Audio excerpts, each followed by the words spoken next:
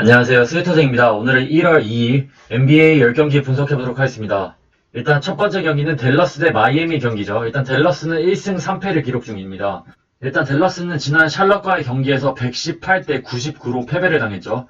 일단 야투 성공률 39.1%로 선수들의 슛감이 그렇게 좋진 않았었죠. 물론 하더웨이 선수가 18득점, 야투 성공률 70%를 기록하긴 했지만 핀니 스미스가 25%에 그쳤고 리차드슨도 4득점, 야투점 10%에 그쳤었고 돈치치도 12득점밖에 올리지 못했었네요. 반면 마이애미는 지난 미러키와의 경기에서 119대 108로 승리를 했죠.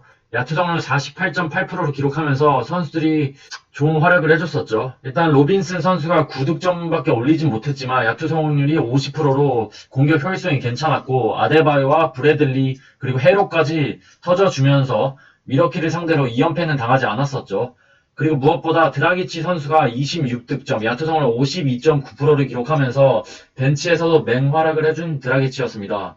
일단 이 경기는 댈러스가 1.52로 정배를 받았고 마이애미가 2.03으로 역배를 받았죠. 일단 이 경기의 포인트는 지미 버틀러 선수가 이번 경기에서 복귀할 가능성이 높다고 합니다. 사실 포르징기스가 없는 댈러스라서 많이 불리한데도 댈러스가 정배를 받은 이유를 정확히는 모르겠는데 아무래도 로빈슨, 그리고 헤로, 드라기치 이 선수들의 기복이 조금 있기 때문에 댈러스가 정배를 받지 않았을까 싶네요.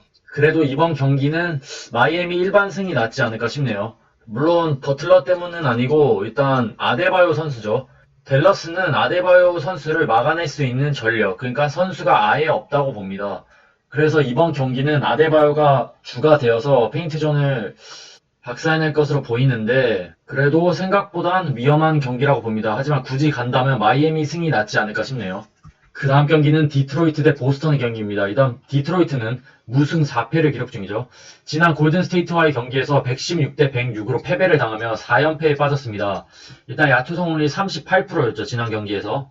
일단 여기 모르고 안 썼는데 제라미 그랜트 선수가 27득점, 야투 성공률 42.9%를 기록하면서 괜찮은 활약을 해줬죠. 그리고 그리핀이 돌아왔지만 또다시 결정을 한다고 하네요. 이번 경기에서. 그래서 이 점을 좀 알아두실 필요가 있고 일단 데릭 로즈가 15득점밖에 올리지 못했네요. 벤치에서.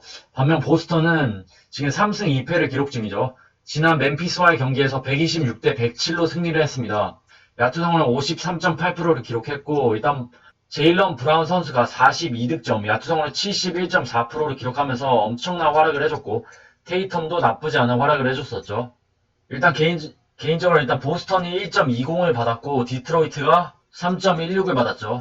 이 경기는 보스턴 일반승은 조금 피하는 게 낫지 않을까 싶네요. 배당도 그렇게 좋은 편도 아니고 생각보다 위험성이 있는 경기라고 봅니다. 그래서 저라면 디트로이트 플러스 핸디승이 낫지 않을까 싶네요. 물론 최근 보스턴의 경기력이 만만치 않습니다. 하지만 이미 개막 후 5경기를 치렀고 하루밖에 휴식을 못했기 때문에 조금은 체력적으로 부담을 느낄 시점이라고 봅니다. 반면 디트로이트는 이틀을 휴식했고 그리고 그랜트의 경기력이 조금씩 올라오고 있습니다. 물론 그리핀이 없는 게 조금 크긴 하지만 보스턴은 사실 브라운과 테이텀 이 둘 중 한 명이라도 크게 부진한다면 사실 보스턴도 워커가 없기 때문에 많이 휘둘릴 수 있다고 봅니다. 그래서 이 경기는 디트로이트 핸디승이 나을 것으로 보이고 굳이 일반 승패에 간다면 그래도 보스턴이 낫지 않을까 싶네요. 그 다음 경기는 샬럿 대 멤피스입니다. 일단 샬럿은 패패 승승으로 2연승을 달리고 있죠. 지난 댈러스와의 경기에서 118대 99로 대승을 거뒀죠. 일단 야투 성공률 51.2%를 기록하면서 선수들의 슛감이 좋았습니다. 특히 헤이워드 선수는 크게 부진했죠. 11득점 25%에 그쳤지만 일단 PJ 워싱턴이 11득점, 야투 성공률 66.7%를 기록하면서 맹활약을 해줬고 이 두 명의 가드진들의 활약도 나쁘지 않았었죠. 그렇지만 더욱 지켜봐야 할 점은 라멜로 볼 선수가 지난 경기에서 22득점 그리고 브리치 선수가 20득점을 올려주면서 벤치 싸움에서 압도했던 샬럿이었습니다. 반면 멤피스는 1승 3패를 기록 중이죠. 지난 보스턴과의 경기에서 126대 107로 패배, 야투 성공률이 43%로 그저 그랬죠. 일단 멤피스는 자 모란트가 또 결정을 하죠. 결정을 해서 조금 공격 옵션이 브룩스 그리고 발란슈나스 밖에 없는 멤피스입니다. 일단 샬럿이 1.43으로 정배를 받았고 멤피스가 2.22로 역배를 받았죠. 이 경기는 샬럿 일반승이 낫지 않을까 싶네요. 뭐 핸디도 나쁘지 않아 보이는데 그래도 안전하게 샬럿 승이 낫지 않을까 싶네요. 왜냐면 일단 모란트가 빠지고 발란슈나스를 제외한 나머지 선수들의 활약이 조금 많이 부족한 상황입니다. 지난 경기에서도 브룩스와 앤더슨의 야투 성운이 그렇게 좋은 것도 아니었고, 반면 샬럿은 주전들의 활약이 괜찮았고, 물론 헤이워드의 야투가 좋진 않았지만 다시 살아날 것으로 보이고, 지난 경기에서 라멜로 볼과 브리지스가 벤치에서 완벽한 활약을 해주면서 경기력을 끌어올린 상황이라 샬럿이 일반 승은 가져가지 않을까 싶네요. 그 다음 경기는 브루클린 대 애틀란타입니다. 두 팀은 이틀 만에 맞대결을 백투백으로 갔죠. 일단 브루클린은 지난 애틀란타와의 경기에서 145대 141로 승리를 했죠. 지난 경기에서 야투 성공을 54%로 기록하면서 선수들의 슛감은 괜찮았지만 골밑 싸움에서 많이 밀리면서 팽팽한 경기를 이어갔었죠. 일단 지난 경기에서 해리스 선수가 23득점, 야투 성공을 72.7%로 기록하면서 그리고 3점슛 6개를 넣었죠. 외곽에서 터져주면서 브루클린을 승리로 이끌었고 듀란트가 33득점 11리바운드로 더블 더블을 기록해줬죠. 또한 4쿼터엔 어빙이 폭발하면서 25득점을 올려줬습니다. 반면 애틀란타는 3승 1패를 기록 중이지만 일단 상대 전적에서 브루클린에게 많이 밀리죠. 일단 애틀란타는 지난 경기에서 트레이 영 선수가 30득점 44.4%를 기록하긴 했지만 일단 헌터의 활약이 조금 부족했고 카펠라도 조금 더 공격적으로 나섰어야 되는데 그러지 못했었죠. 일단 브루클린이 1.34로 정배를 받았고 애틀란타가 2.48로 역배를 받았죠. 저라면 이 경기는 브루클린 일반승으로 갈 것으로 보이네요. 브루클린 일반승이 괜찮아 보이는 이유는 일단 애틀란타는 일단 토니 스네리 아웃이고 갈리날라가 DTD 상황이고 론도가 아웃인 상황입니다. 또한 헌터까지 DTD 상황이기 때문에 애틀란타는 뭐 DTD인 선수들이 뛴다고 해도 몸 상태가 100%가 아니라서 조금 불안한 면이 있죠. 그리고 트레이 영까지 잔부상을 앓고 있기 때문에 브루클린이 지난 경기보다는 조금 더 격차를 벌려서 승리하지 않을까 싶네요. 물론 페인트전에서 조금 밀릴 수는 있지만 카펠라와 존 콜린스가 있기 때문에 하지만 자렛 알렌, 레버트, 프린스, 샤멜 이 4명의 벤치 멤버들이 지난 경기에서 터져주면서 경기력을 많이 끌어올린 상황입니다. 그래서 브루클린이 주전에서 혹시라도 밀린다고 해도 벤치에서 조금 우위를 점하면서 승리하지 않을까 싶네요. 그래서 브루클린 승, 브루클린 5.5 핸디 승이 낫지 않을까 싶네요. 그 다음 경기는 미러키 대 시카고입니다. 일단 미러키는 지난 마이애미와의 경기에서 119대 108로 패배를 당했죠. 일단 지지난 경기에서 엄청난 3점 슛을 넣으면서 대승을 거뒀지만 지난 경기에서는 야투 성공률 39.2%에 그쳤었죠. 일단 미들턴 선수가 심각하게 부진했죠. 야투 성공률 20%대였고 그리고 로페즈도 20%대였죠. 그리고 벤치에서도 DJ 어거스틴이 3득점 20%에 그치면서 심각했던 미러키였습니다. 반면 시카고는 지난 워싱턴과의 경기에서 그러니까 오늘 아침 워싱턴에게 133대 130으로 승리를 했죠. 야투 성공률 54.3%를 기록하면서 일단 선수들의 슛이 매우 좋았습니다. 일단 웬데일 선수가 16득점 63.6%를 기록했고 포터 주니어 그리고 윌리엄스가 70% 이상을 기록하면서 선수들의 슛감이 괜찮았고 코비 화이트와 잭 라빈 선수도 38득점을 합작해줬죠. 일단 이 경기는 미러키가 1.01로 개똥배를 받았고 시카고가 6.28로 역배를 받았죠. 이 경기는 사실 미러키가 이긴다고 해도 1.01을 갈 사람은 없다고 봅니다. 그래서 일반 승패는 패스하고 핸디 기준점이 14.5인데 이 경기는 저라면 무조건 패스할 것으로 보이네요. 조금은 위험하다고 봅니다. 미러키 핸디 승이. 물론 체력적으로도 불리하고 전력에서 미러키가 훨씬 앞서긴 하지만 최근 미러키의 경기력이 그렇게 안정감이 있지 않습니다. 기복도 심하고 그렇게 수비가 좋은 것도 아니고 공격에서도 많이 흔들리고 있기 때문에 조금 조심할 필요가 있는 경기라고 봅니다. 하지만 저라면 조금 모험을 건다면 시카고 플러스 14.5 핸디 승이 나쁘지 않을 것으로 보이네요. 모험을 건다면요. 그 다음 경기는 미네소타 대 워싱턴입니다. 일단 미네소타는 승승패패로 2승 2패를 기록 중이죠. 지난 LA 클리퍼스와의 경기에서 124대 101로 패배를 당했죠. 일단 KAT, 칼 앤서니 타운즈가 이번 경기에서도 결정을 하죠. 사실 시즌 초반에 잘 나갔지만 앤서니 타운즈가 빠지면서 많이 흔들리고 있는 미네소타입니다. 일단 지난 경기에서도 컬버가 0득점, 레이드가 11득점, 그리고 비즐리 선수가 19득점을 올려주긴 했지만 야투 성공률이 30%대로 그렇게 좋진 않았었죠. 그래도 다행인 점은 리키 루비오 선수가 17득점, 야투 성공률 75%를 기록했다는 것이죠. 반면 워싱턴은 지난 시카고와의 경기에서 133대 130으로 패배를 당했죠. 야투성을 50%로 기록하면서 괜찮은 활약을 해주긴 했지만 시카고 선수들의 슛감이 매우 좋았었죠. 일단 미네소타가 1.55로 정배를 받았고 워싱턴이 1.98로 역배를 받았죠. 일단 이 경기의 포인트는 워싱턴은 백투백 경기이고 미네소타는 이틀을 휴식한 상황입니다. 체력적으로 많이 유리한 미네소타죠. 그리고 워싱턴은 일단 웨스트브룩이 백투백이라서 그런지 모르겠지만 DTD 상황이네요. 이번 경기에서 휴식할 수도 있는데 일단 저라면 이번 경기는 워싱턴 핸디 승이 가장 낫지 않을까 싶네요.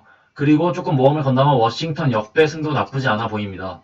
일단 칼 앤서니 타운즈가 없다면 이번에 복귀한 파치무라의 컨디션이 나쁘지 않고 브라이언트가 지난 경기에서도 28득점, 90.9%의 엄청난 기록을 달성하면서 페인트 좋은 싸움이 매우 좋았던 워싱턴이었습니다. 하지만 미네소타는 칼 앤서니 타운즈가 없다면 페인트 존을 지켜줄 선수가 딱히 없고 그리고 가드진에서도 브래들리 빌이 괜찮게 하고 있고 그리고 웨스트브룩이 확실히 결정을 한다는 얘기가 없기 때문에 워싱턴 핸디 승이 가장 좋아 보이지 않나 싶네요.